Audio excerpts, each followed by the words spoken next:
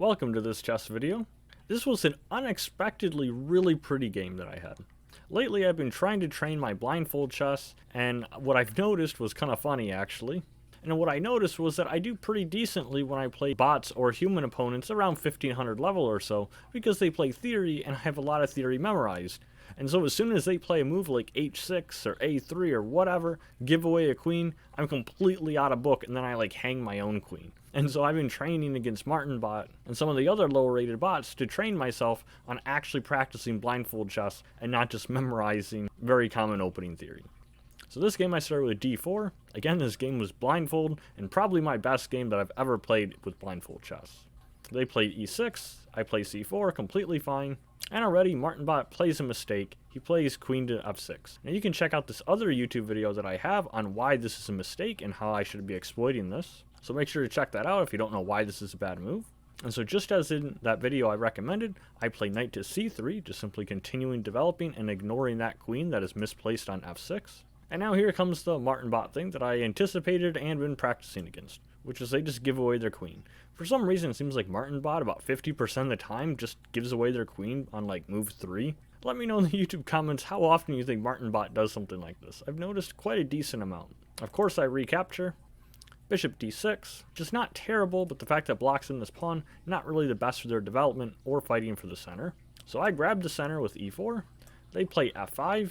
And now I play pawn to e5, of course restricting their knight from developing to its natural square. And after this f-pawn has been pushed, their king side may forever be weak along this diagonal, and that actually became very important later in this game. They save their attack piece. I continue developing the bishop d3. They bring their bishop back for some unknown reason. I just continue to develop. They play king to e7, basically just shuffling at this point.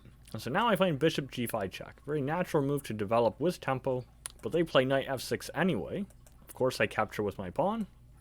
They capture back. And of course I want to save my attack piece, so I bring my bishop back.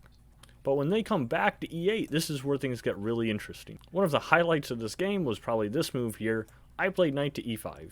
And the computer just says this is alright. I think I'll manually change this to a great move because it led to something really pretty. And so my observation was that they cannot take this knight, because then I have queen here, and surprisingly that actually looks like checkmate.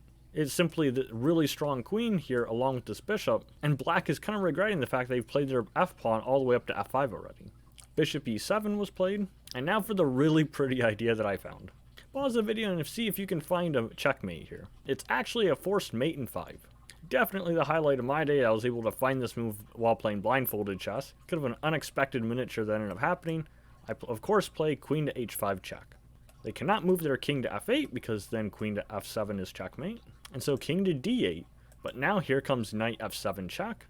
King to e8 is forced. Play a double check, knight to d6 check.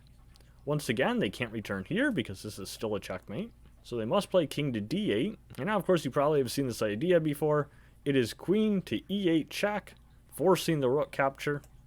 And then we have a really pretty smothered mate idea, knight to f7 checkmate.